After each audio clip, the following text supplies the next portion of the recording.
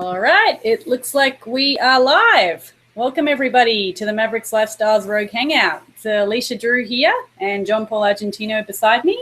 What's up, everybody? And we also have the lovely Regina Floyd with us, all the way from Hawaii. And we're really, I wouldn't say excited, but we're really kind of anticipating bringing this topic to you today. I mean, I guess we are excited, but it is a kind of a topic that most people don't really want to talk about because it can be quite negative and quite overwhelming to discuss. And that's one of the reasons why we did want to talk with everybody about this today. No matter who you are, no matter where you come from, no matter what situation that you're in, it's always going to be a good thing to be forced to think about what do you do when the unthinkable happens. And to get us going, I just want to share with you a little story about myself, about what I did when the unthinkable happened. And for many years, like most people, I didn't want to think about what was going to happen if something bad happened. And I'd always just push it to the side and think to myself, well, that's not going to happen to me. You know, something like that isn't going to happen to me. Everything will work out fine. Everything's going to be great. You know, this false sense of security that we can often have. And it was a couple of years ago when we were living in Las Vegas and I was a professional dancer and we were out running one night and I really hurt my ankle extremely badly. I'd sprained it. And long story cut short, I had a show coming up. It was the worst possible timing. I had a show coming up, brand new rehearsals, brand new venue, everything brand new. And we were just about to go into that. And this happened to me. And all of a sudden, I realized that I had to do the show anyway. What was I going to do? I was living my dream as a dancer for many, many years, but I hadn't created a secure life for myself where I could afford to not work. And I never wanted to think about that because I was living the dream. I was doing everything in my life that I love to do. And at that moment, I realized I got to do this anyway. I have to get up there. I can't afford to not do this show.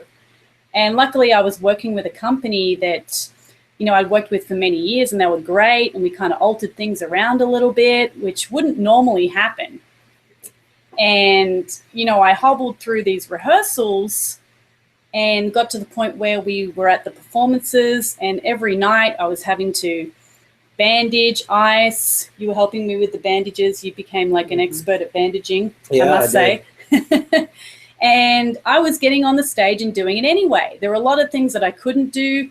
And it was more the mental pain than the actual physical pain that was worse for me because I was so scared up on stage because one false move and I was down. You know, I could have been out for a longer amount of time. I could have hurt myself even worse. And, you know, lighting, dark stage, stairs, all sorts of things going on. You know, so I got through all of that. And during that time was when I literally sat down and realized, hey, what am I doing? Where am I going with this? You know, do I want to be doing this in 10 years' time? What if this happens again and it's a worse injury? And it was in that moment that I realized that, you know, the unthinkable for me really did happen. And what was I going to do next? How was I going to move forward? Was I going to ignore it again and just keep moving forward until something worse possibly happened? Or was I going to actually take control of it and say, hey, what can I do to make sure that I'm not in this situation again? Which is ultimately what led me to, you know, lock arms with you in the business and get started on securing a financial future where we didn't have to think about, look, if something bad did happen, we could deal with that. We could be prepared for that. We wouldn't have to hit rock bottom before we realized that something needed to change. And I think that's ultimately something that people need to think about. There's a lot of mindset out there where people think that they have to hit rock bottom before they need to do anything about their life or what's going on. And we're here to let you know that you don't have to hit rock bottom and you shouldn't want to hit rock bottom before you make any kind of changes in your life, because at that point you're not prepared. It's too late. Of course, you can work your way up from rock bottom, but it would be a lot easier and better for yourself and your family if you actually did it before, if you anticipated, that rock bottom happening, and be prepared for it before it actually happens. And I've got a really great quote here, and I'm not sure who said it. And this person said, when something bad happens, you have three choices. You can let it define you, you can let it destroy you, or you can let it strengthen you. So we always have that choice in life of how we're going to deal with the situation that comes up. And, let's be honest, bad things are going to happen in our lives. Sometimes really horrific, terrible, tragic things happen. And often we don't want to think about those things possibly happening. And when they do, we want to be prepared for that moment so we can deal with that situation the best we possibly can. And if we can have security, financial security in dealing with that problem, now that's ultimately what we want to achieve. We want to be able to help our family, our friends, anyone that we want to deal with any type of situation that comes up in our lives. And when we're working in a regular job, sometimes that security is not there. And I want to read you guys a little section of a book I'm reading at the moment, which really helps sum this up. And it's called Ask by Ryan Levesque. And for all you marketers out there, you may have heard of this book, or you may have heard of Ryan. He is a brilliant marketer, copywriter, coach, consultant. And this book, Ask, is actually about a formula that he's created called Ask, which is a survey funnel formula. For all you marketers out there, I highly recommend this book. And he tells his story. He frames his formula with the story of what he went through. And he was working in a regular corporate company. And I want to read you guys a little section of what he says about this particular moment where he knew that he had to take control of his life and he needed to make a change and do something for him. So, okay, we're going to get started here. Let me find my little place. At a place like AIG. AIG is the company that he worked for at the time.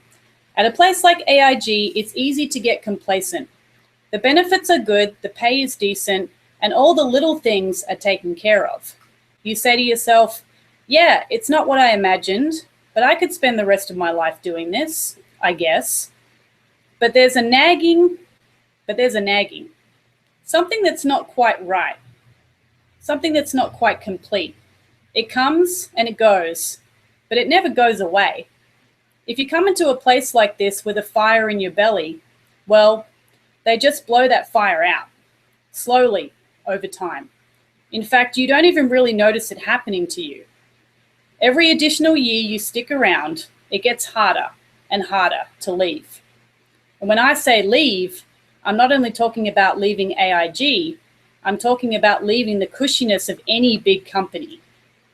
Once you get fully dependent on the safety net that a company offers, that lifestyle, you're dead in the water. They've got you for life, and there ain't nothing you can do about it.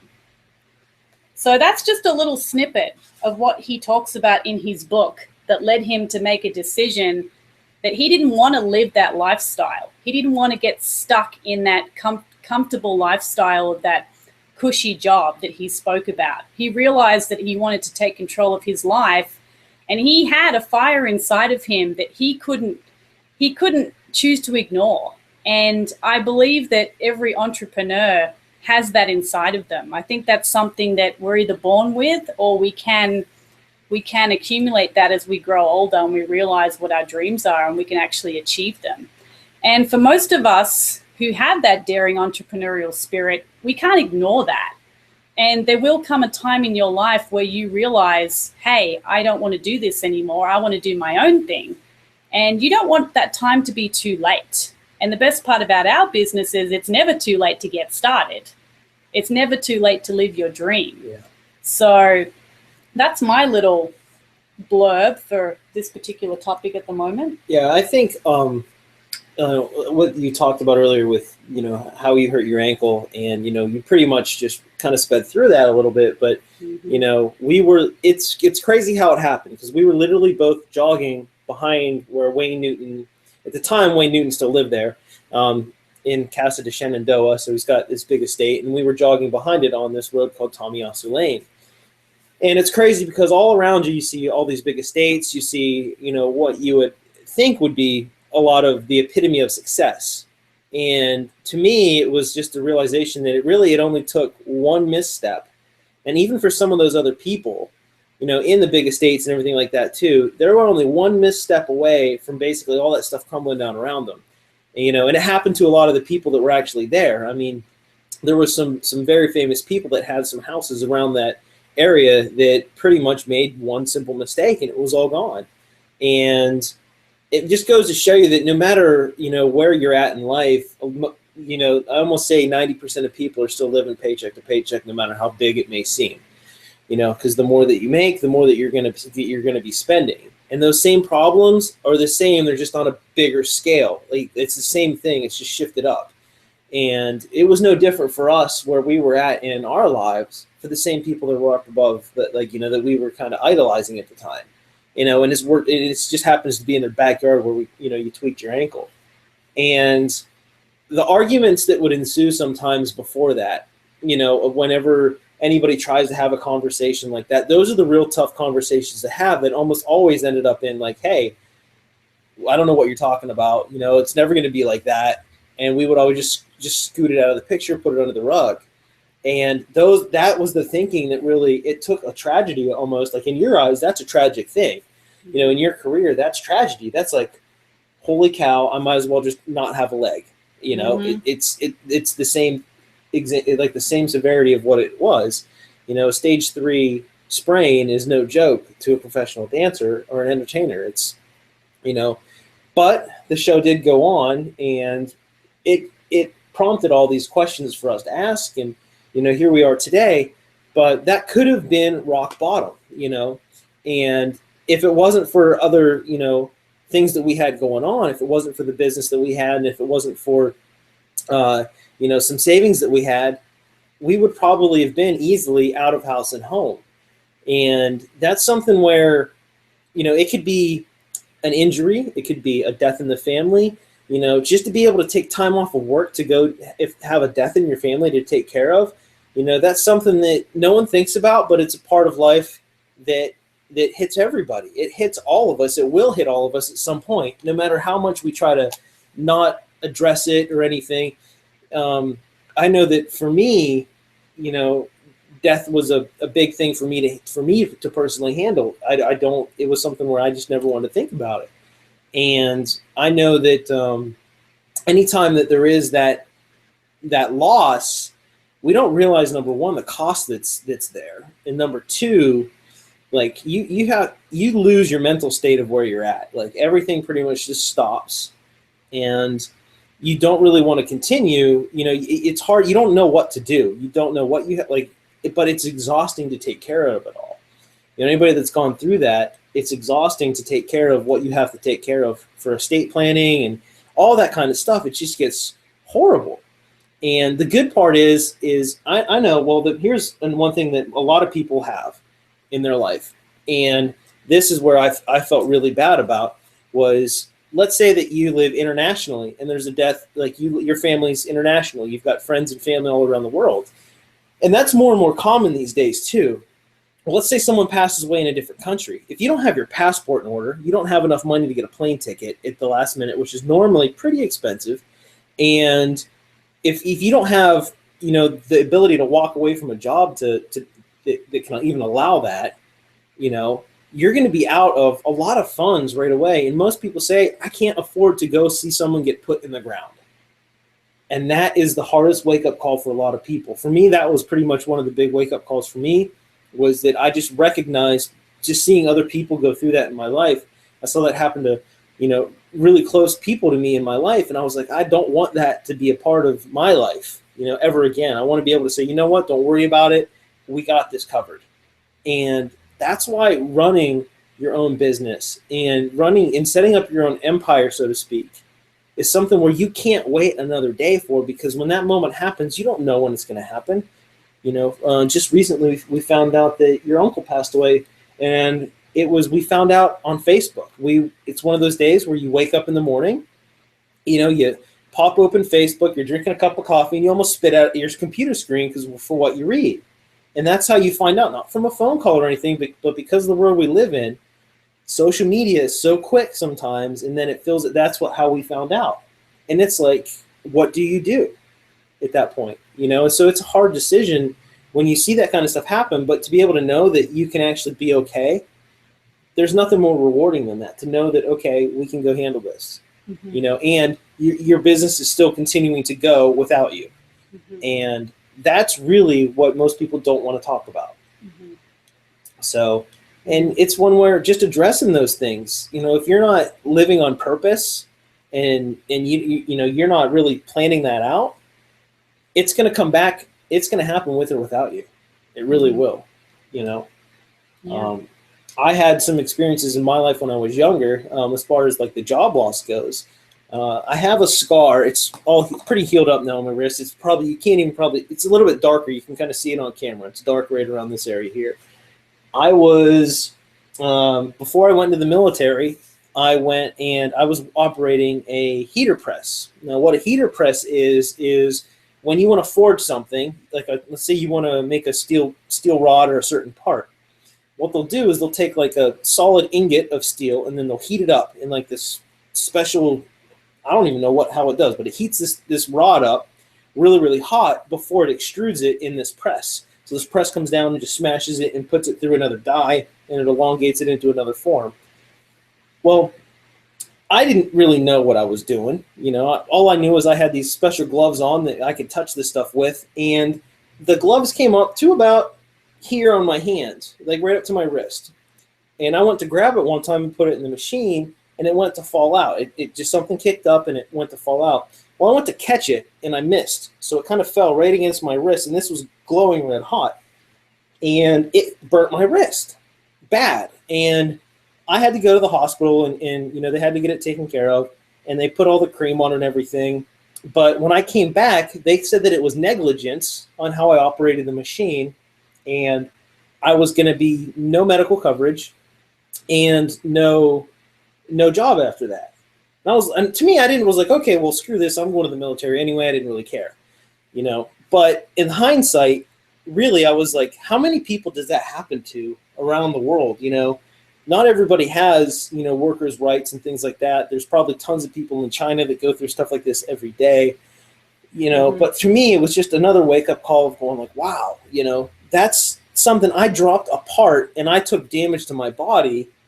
And that was the result of it, was like, now I'm negligent because I wasn't capable of catching a flaming hot part, It's like, that's kind of pretty asinine, but that's what happens all over the world.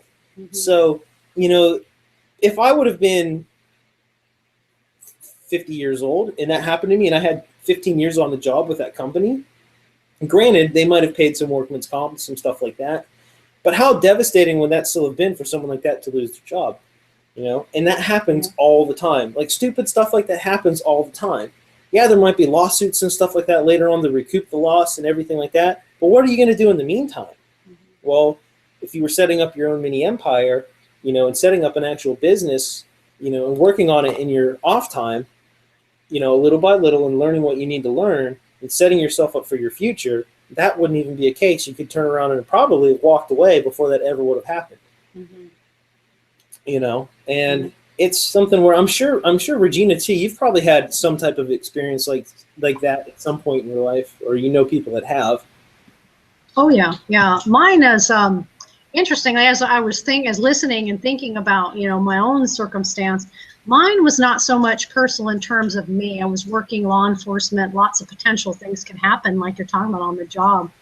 And we used to joke that our jobs were secure. We had job security because crime never stops and criminals don't go away. But even in that job, you can get hurt and you can't work the job, or you can make a mistake, and suddenly the department feels you're more of a liability than an asset, and you're out. But for me, mine had more to do with family. And interestingly enough, even though I had children, I had 2 kids at the time, mine had more to do with my parents. And what happened is my father got sick. And when he did, my mother she didn't drive on her own. So kind of that generation where dad took care of everything. So she couldn't just go to the hospital. She didn't mow the lawn, didn't even know how to put gas in the car, just that generation. So it was ended up my responsibility to take care of my father. And fortunately, I was able to take a Family Medical Leave Act time. But while he went into the hospital, he ended up having an aneurysm that was about to burst. He went into the hospital in his 70s, so you can imagine just a little harder to deal with surgeries and things like that. And I would spend all my day at the hospital. I'd go first thing in the morning, either in the evening, and eventually I had to go back to work. I had to go back to my job. And it was difficult because I'm working a job and I'm running down on my lunch break. I'm in uniform. I'm running on my lunch break to see my dad, make sure everything's okay, get back to work, get off work, run down. At the same time, I'm parenting 2 children. I had a diabetic cat, so I had certain time. It was just kind of crazy. Well, at that point when that happened, I guess it hit me, the importance of being able to be there for my family. And I had to try to juggle a job and hope that they didn't get upset because I wasn't there. And, are they going to get mad because I'm staying gone for so long? And then I had to eventually go back. And am I going to get in trouble because I'm at the hospital? Or if I get a call from a nurse because something's not going right, is my supervisor going to be upset because I go down there? All that kind of stuff. Well, interestingly enough, by the time this kind of scenario happened for my mother, I had already, I guess, kind of had this working in my mind. And I did what you're saying is I started going, you know what? I got to find a way out. I got to find a way to transition from selling my time for a really good paycheck. I mean, we got paid well, but I'm selling my time for it and I can't even be there for my family. And I started looking at different ways to make that happen. And then what happened is by the time my mom got to the point where she had a mild heart attack, again, I was still working, this time as a police sergeant, and I just made a decision to walk away from the job. But I had a plan B. I had something else that I could do. Now, at the time, that particular business I was in was not going to replace my income, but it was something. I knew that I could do something, and I wasn't stuck to that job. Like you read in the book, you get into a company and they kind of have you. They have a hold on you. And in law enforcement especially, a lot of people are afraid to walk away from that because it's a good job, good benefits, good pay, and they get caught in that. It's like, I just got to do 25 years, And because I knew there was an option, even though it didn't replace my income. It's not like it was all perfect and everything was great. And I just transitioned right over. No, I knew that I could make it because I saw what other people were doing. So although I wasn't there yet, and especially in the company we're in now, when I hear what people are doing and what the possibilities are, and I'm like looking at some of the people that we all know and what they're doing, I'm like, oh my God, if that person can do it, then I can do it. And it's just a matter of understanding, what has to be done, learning the skills and learning the system and making a decision to do whatever it takes. So by the time my mom got sick and was in the hospital, I just decided, okay, that's it. I don't care if I have to wash windows. I did all kinds of things. I scrapped metal. I mystery shopped. I just did all kinds of stuff to kind of supplement an income that was now, 6 figures to about a quarter of that. And I tell people the epitome of when I really realized the freedom I had was when my mother was in intensive care in the last probably 3 months of her life. She was in intensive care probably 3 times, 3 separate months. But I was able to be there from the minute I got up and got over to the hospital. I could be there, yet my business came with me. I didn't have to call somebody and go, hey, is my leave slip okay? Hey, did I get approved? Or, oh my God, I'm sorry, it's taking 6 months, or any of that. And I was able to sit in intensive care and while my mom was sleeping, be working my business without, it's not like I was on the phone, not like I was talking to people all day or I had to run downstairs. I was sitting by her side. So in intensive care, and then if she needed me, I stopped what I was doing. I took care of my mom. And to me, that was the ultimate freedom. And it finally dawned on me like, wow, how many people have small children that get sick, get hurt, or God forbid, pass away. And in the end days, in my mom's end days, I was able to honor her request to pass away at home, brought her home on hospice, and got to be there for every single second. I didn't have to give it to somebody else because I couldn't do it. I didn't have to, have that guilt in my heart and my mind. I was able to take control of my own life. And that was not a circumstance I ever thought 5-10 years ago that I would be in. But because I had something I could slowly be building, when the time came, I knew the possibilities existed. Wasn't a millionaire, but I knew I could build my business to that level. And, ultimately to today, because of what I made, the decision I made, I was able to move my family to Hawaii. And really, other than a few bumps in the road because of the busyness of moving, I am able to still continue on my business and actually do some more incredible things. And so I just encourage people, in the stories the personal ones that Alicia told, where you just never know when that day comes when you can't do what you've been doing.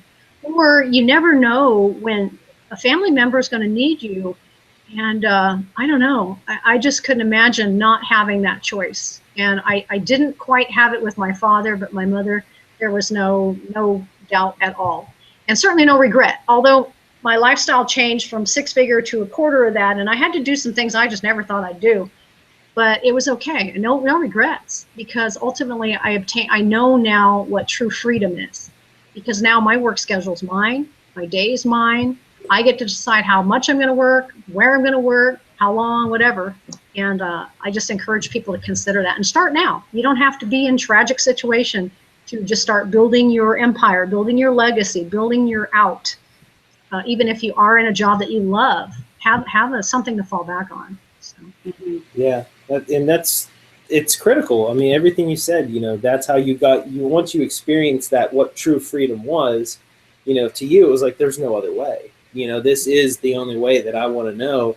And what's neat about it too is a lot of those same things that you're learning, or that you had learned, by experiencing the freedom to be there, those are traits now that will be in your children.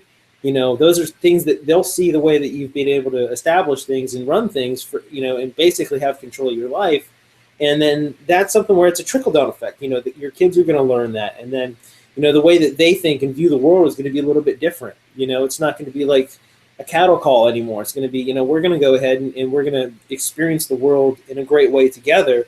And it's just looking at it differently. It really is, and that reframing part of it, how you say, screw this, there is a better way. I'm going to be there for my mom. I didn't have it with my dad. That stuff's, there's nothing more powerful than that, just to know that it's okay. I know that one of our good friends, Nettie Estes, had just let us know in the comment section that, how, we found out that your uncle passed away on Facebook.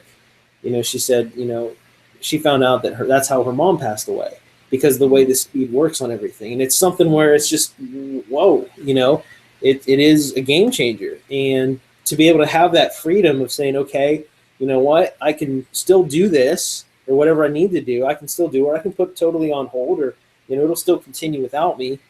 And that is true freedom. And once you do have that, it doesn't matter how old you are either when you realize it. I mean, you could be in your 18 years old, you could be 58 years old, anything in between, whatever. It doesn't matter how old you are, And I think the powerful point is too, is that once you see the true power of it, and once you see that you can control your life, you're not fearful of the things that may come up next. Had I not gone through what I did with my father and then my mother, and making a decision to walk away from all its perceived security, I probably never would have had the guts to just pack up and walk away from Vegas and come to Hawaii. But I knew when people said, oh, what if this, what if that, what if this? I'm like, you know what? I know that I can make it work one way or another. I don't care if I have to go wash windshields at the beach or sell seashells or whatever. I know that I have the skills, the persistence, the whatever, fortitude to do whatever's necessary. And it's a truly freeing feeling, because then I'm not fearful. If something doesn't, work out quite like I want, it's okay. I know I can make it work some way. Yeah. And so. Yeah, and like that book was talking about how, once you get that cushiness of a job and, you're just doing all right, you're just, I'm okay, I'm doing all right, and you become complacent with just doing all right and just doing okay. And you find yourself in this mental just mind trap of going, okay, well, you don't want to leave, let's say, a certain company or a certain department or anything, or move to a different state and do the same career because you feel like you have a loyalty to your coworkers, or you have a loyalty to, all these other things that don't really matter. Only thing that really does matter is, what's important to you and your family and to what, your needs are. And that mind trap is saying, okay, well, who am I really trying to impress here? You stick around and try to just impress, your superiors and their superiors. And there really is, it's a fictitious cycle. It really is. It's something where it's like, it doesn't matter. What matters is, that freedom of being able to do what you want to do. And, I know that, Alicia, you've got a bunch of notes that you kind of have on this. Is there anything over there that's kind of just itching out at you that you wanted to touch base on? Yeah, there's a few things. There's another quote here. I'm not sure who it came from, but this person said, you don't have to wait for rock bottom to rock it. And I thought that was a really cool little line there. You don't have to wait for rock bottom to rock it. And I think it comes in with what you were just talking about. People are so comfortable. They're too comfortable with what they're doing. They're just comfortable enough to be okay with their life. They're accepting the comfortability, and they're accepting average, basically.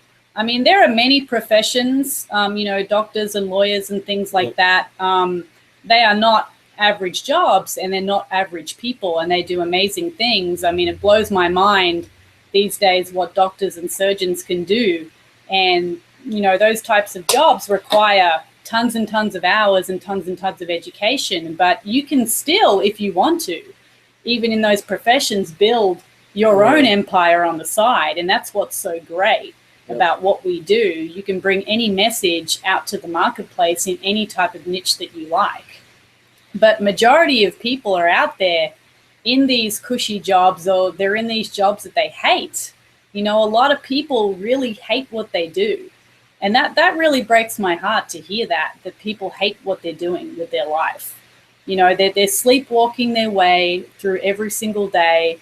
And I think it also comes down to belief. A lot of these people don't believe that they can do something different. And that scares the hell out of them. So they don't do anything. They just stay where they are. And I think what we've been talking about as well, it comes from programming. It comes from the way that we've been brought up, our family, our friends, our parents. I think parents have a critical role when bringing up children as to how they think and feel about the world. I mean, do you ever talk to someone and they throw this line out there? You're like, well, you talk to somebody, you're like, well, why would you do that? Like, you don't like doing that. And they're like, well, it pays the bills. And I'm just like, oh, yeah. You just want to grab your friends and just shake them sometimes and go, okay, well, until they find out what's, really important to them, will they turn around and actually change it, And that was because it pays the bills. Mm-hmm. And I was like, well, that just summed up a lot of the world right there. It was because it just pays the bills. Yeah. And they say you don't know what you don't know. Well, the truth is that you really don't know that there is a better way out there, but you're going to be scratching, you're going to be just having sleepless nights, angry and frustrated and going, I do love some, like, there's also the opposite of other people that hate their jobs. There's other people that love their jobs, but they hate where they do it at. Mm-hmm. Let's say that someone's like very artistic and they're working for like a graphic design company, but they hate what the company that they're working for, but they're really skilled and gifted, I know a lot of people that are like that. They have a really good natural ability to do things that I don't have, and they're really gifted at something because they've put a lot, and they've practiced a lot as well. So, but they're really, really good at what they do, but they just hate where they do it at. They don't like what their company mindset is, or the direction of what it is and what they mean or stand for. You know, if they don't, some people, if they don't have that in their life, they don't feel complete.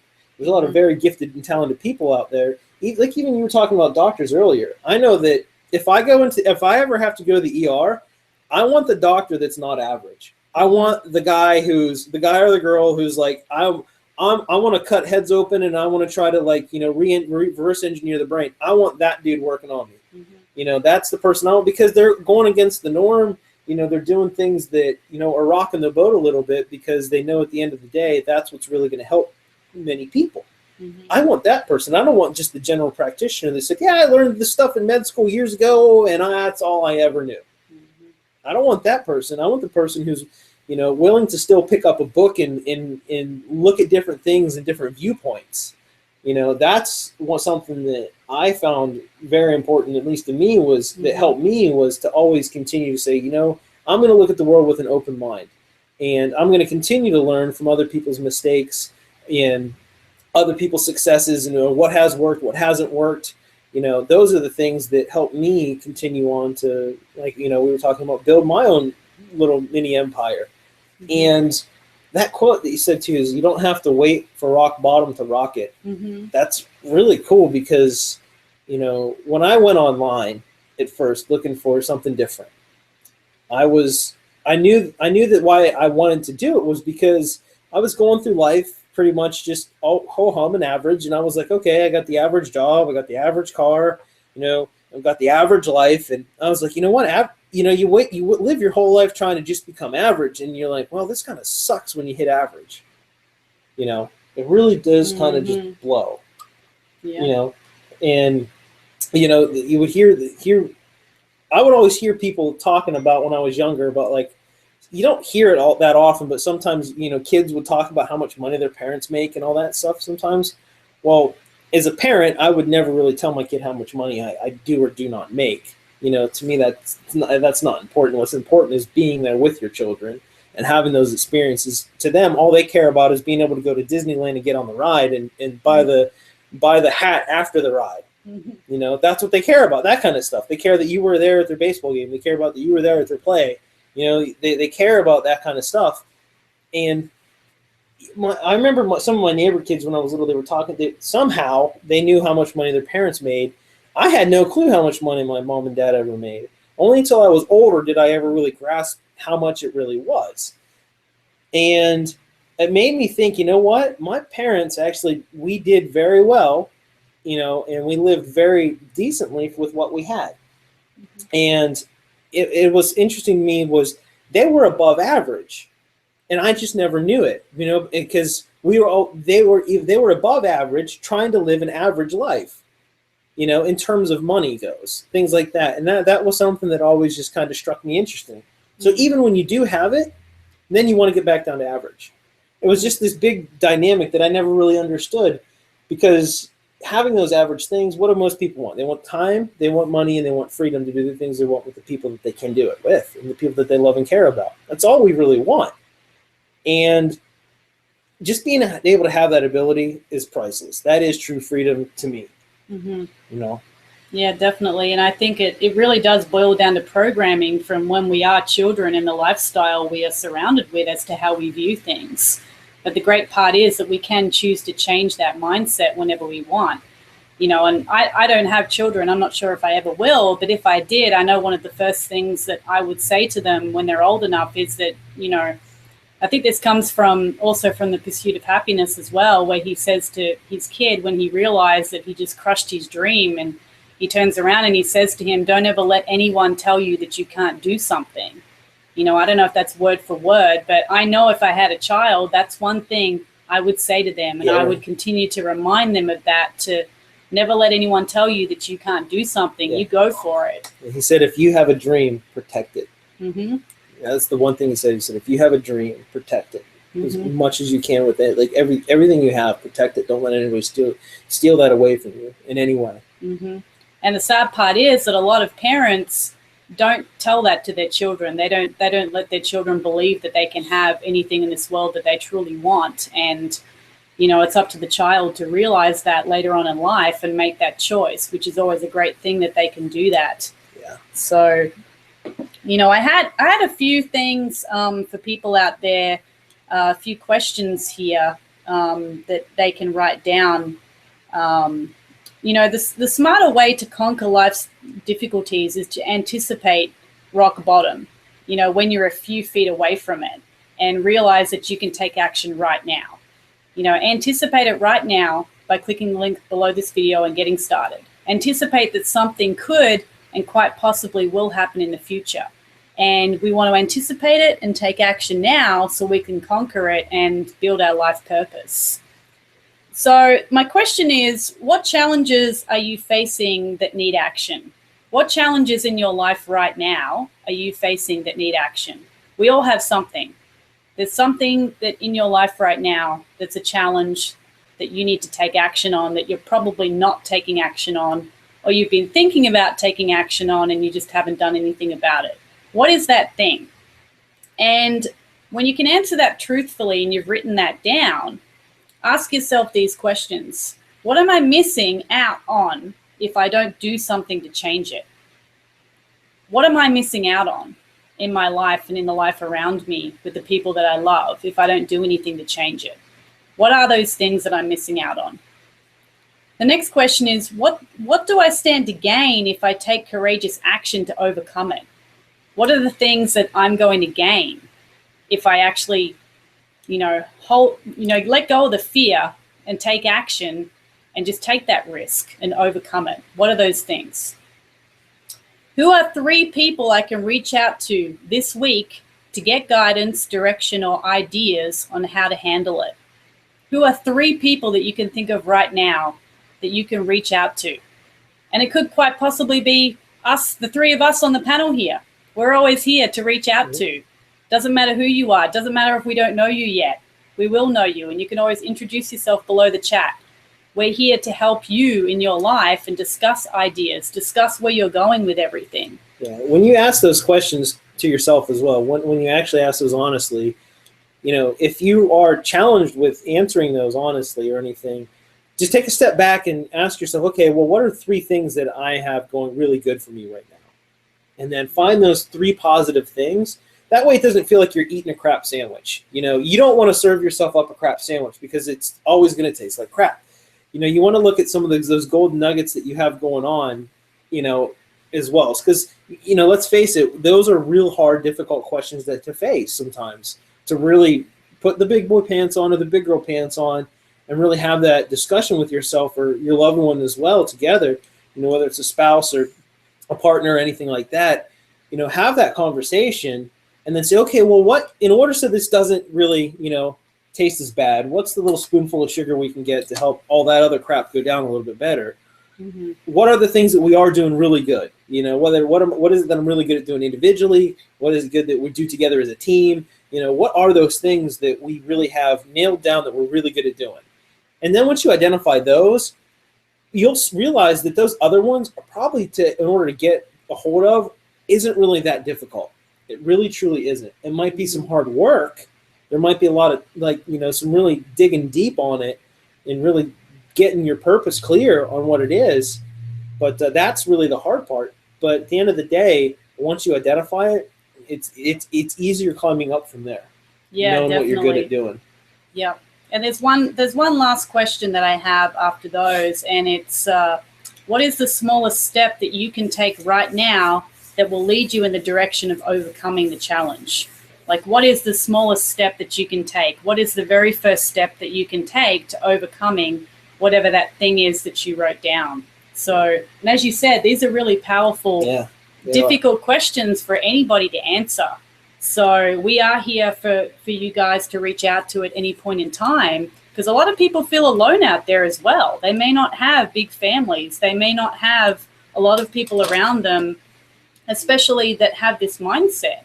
And that's what we're here for, to let you know that you are not alone, and we are here to help you out with those things. So I just think that it's a really good exercise to go through, even for us to go through as well, to kind of, see where we're at in life and what we can overcome and what challenges we're facing, and not to push them away and push them to the side and procrastinate and just, think that they're not going to happen. Yeah, I like the last question. What do I stand to gain once I overcome these things? Like, what is it that I really can gain, and how damn good is it going to feel when I have that?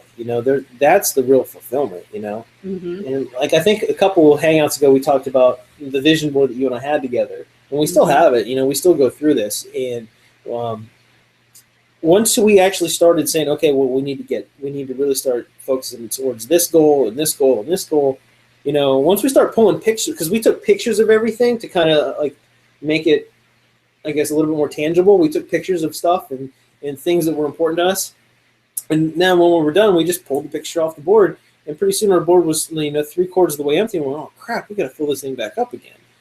So you'll continually to go through these exercises, because there's still other stuff that, once you have that licked and that mastered, you're going to continue to go through that. But what do I stand to gain if I take courageous action to overcome it? That's the really good question that I like, because that just focuses right in there, hits it hard, and living life on purpose is the big one. It's just, I'm not going to stand here and preach like I'm perfect and a saint, because I have many faults. But living a life on purpose instead of turn around and letting a company or a job take control of what you want in life, you don't get what you don't ask for. You got to put it out there and say, okay, well, this is what I want. And just by staking your flag right there and saying, you know what, this is my claim, this is what I'm going to go out and do, you're putting it out there. And sometimes just a simple act of putting it out there is going to help catapult you towards it a lot faster than what you think, because the universe does like speed. And another thing that likes speed is money. So I like that too. Yeah, definitely. Yeah, go ahead. What comes up? What's been coming up for me while we've been talking here is kind of a gain is in this circumstance is residual income. Yeah. I mean, it's kind of like a savings account for your life, a savings account for your lifestyle. So maybe you love your job.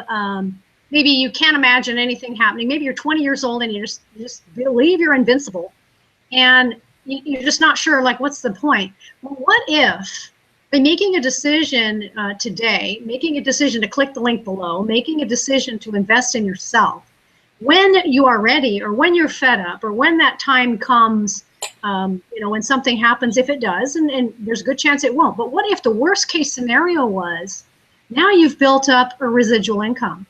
What if you now have residual money coming to you over and over again for work you did one time, because you were willing to make a decision, willing to take a step, willing to click a button below the video, get back to the person that invited you, and simply took a step into your future. So, maybe there's somebody out there who just loves their job. Maybe there's somebody out there who just doesn't believe anything's going to happen to them because their life has been truly blessed and it'll continue to be blessed. But what if residual income is that gain?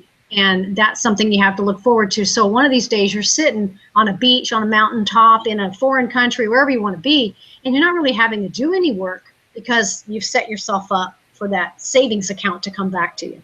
So that kept popping up for me when I was listening to you talk. Yeah, that's a great way to look at it. That is a fantastic way to look at it. It's basically a residual savings account towards your future.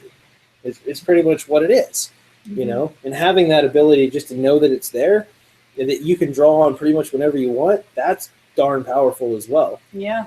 It really is. It's true freedom. It really is.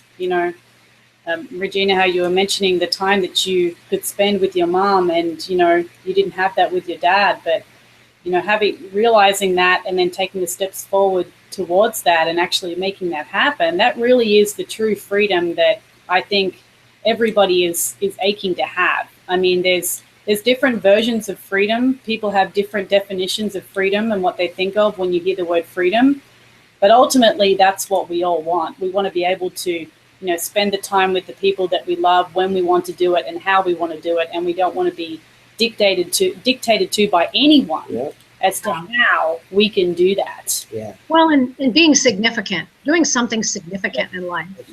Maybe there's someone out there who doesn't have the parents that are older or doesn't have children yet, but what if their mission in life is to serve someone in a foreign country or whatever, just whatever significance. And yeah, for me, it wasn't about what money could buy as in terms of things. It was the fact that I could do what my heart felt was right to do. And then, you know, when my last breath comes, knowing that I've done my best, because I made a decision to do my best and not live by somebody else's terms. Yeah, so, I'm glad you said that, because that popped in earlier, and I lost it. It's like in the Hangouts, if you don't write it down, you lose it, and the significance is the one thing that popped in my head earlier. So I'm glad you said it. You're like, damn, I was going to say this. No, thing no, and it's I good. forgot. Yeah, it was, and then you're trying to rack your brain. Well, because you get wrapped up in other people's stuff, like what everybody's talking about in the conversation sometimes. But that's so true. Like even in jobs, a lot of reason why people don't like the job that they're in or anything is because, number one, they don't have personal recognition and they don't have the significance in that job. They don't feel significant that what they're doing is contributing to an overall benefit of either themselves or just the world as a whole. You know, But for a lot of parents, it's feeling that they're leaving the world a better place for their children whenever they're gone. It's something. It sounds simple, but that's a hard task to really fulfill. If you work for a company that's, I don't know, let's say they're just mining some land somewhere, you don't feel like you're going to really make the world a better place if you're stripping the world of all its resources every day. You know that it's even stuff like that. It might be like something like you said, significance that you're going to leave a little better. The cool thing is we all have whatever our heart's desire to do. We all have something that our heart desires to do. Maybe if you believe in it, our whole reason to be here.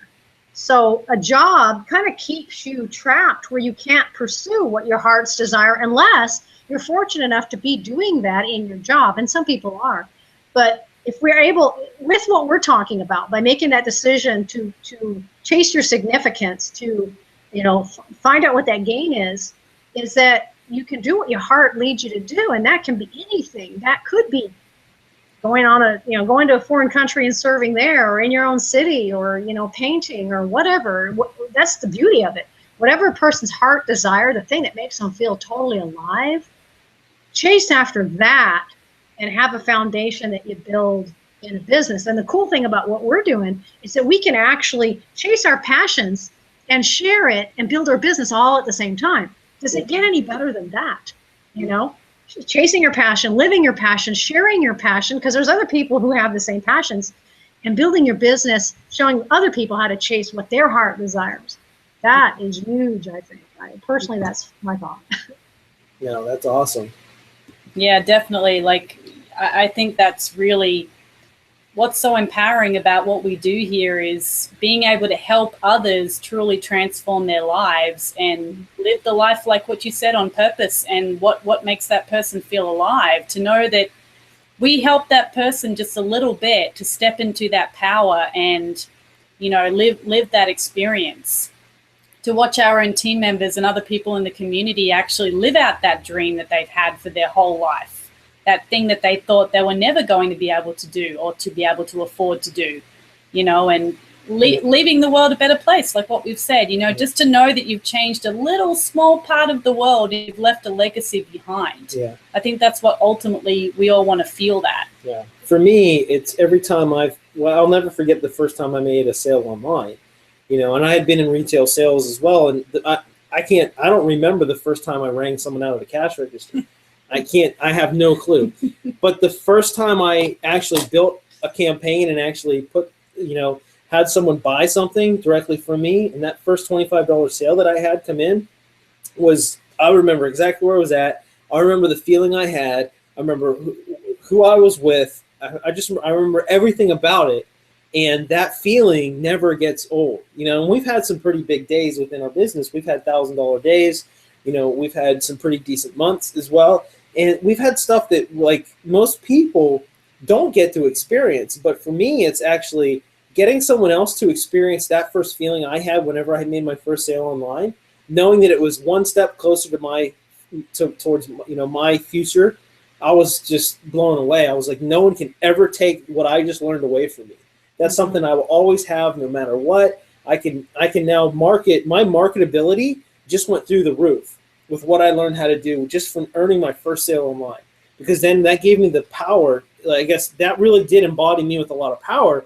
Because I knew that right then and there, I knew that no matter what happened in my life, no matter how many crap sandwiches I ate before, I don't have to eat another one going forward, because I could set myself up in the future and no one could steal that from me. And to me, that's something, if I could pass that on to anybody, that's what made me feel good. You know, and that's what I wanted to live for. I was like, you know, experience that same feeling. If I could just bottle that up and give it to someone, I'd be like, here, drink this. This stuff is good. Yeah, because it's something that you created. You know, it was your vision. It was your message. It was your thing that went out to the world, and it came back to you, and you were like, this works. And I remember too, because it wasn't an ad like that. It wasn't like I used like a copy paste ad or anything. It wasn't one that somebody else made. It was one that I made. So I was like, oh yeah, you know. And that's what's so awesome about what we do here as well. We have the freedom to create in any way possible, as long as it's, you know, moral and legal.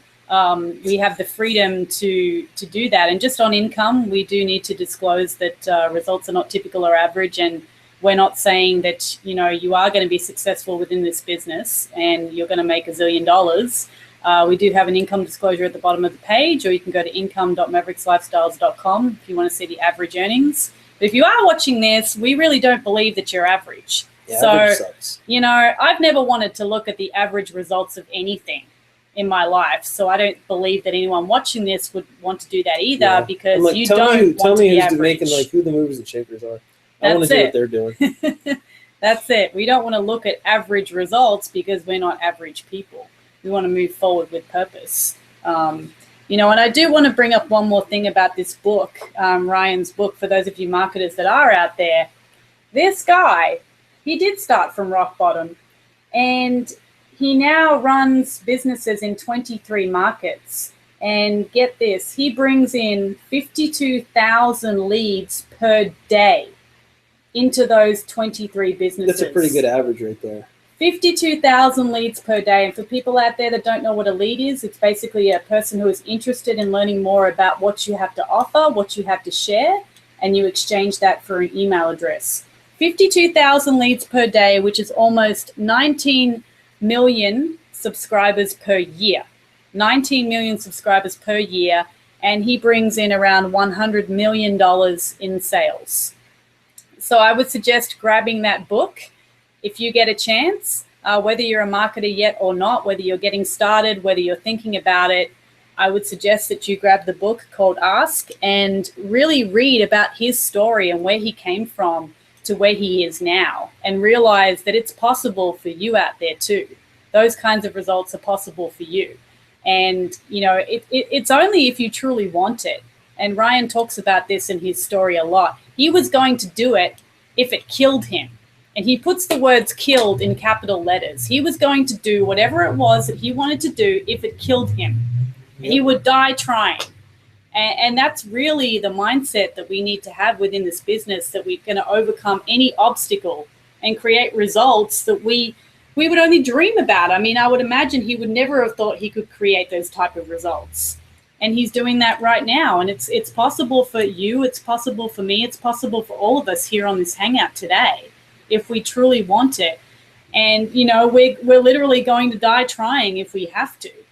You know, that's really what it's all about. And yeah, I just wanted to bring that up before we close out. Those stats kind of blew my mind, and I wanted to share that with everyone out there, because I think it's unbelievable. It is. I love seeing what's possible out there. It really is. And, you know, you said, you know, get rich or die trying. I want to get rich and do it. You know, that's it. I'll die doing it. I won't die trying it. You know, that's the big thing out there, is you have to do it. You know, it starts with doing it. It really does. Yeah, and one more thing. Remember the Greek crisis that's going on right now in Greece? There's a lot going on with that right now. We don't particularly watch the news, because all they usually show you is negative things. But I'll never forget, I came by and I saw an image of a man, an older man, and it just broke my heart. He was literally on the ground crying in tears because he couldn't get his pension for his wife that day.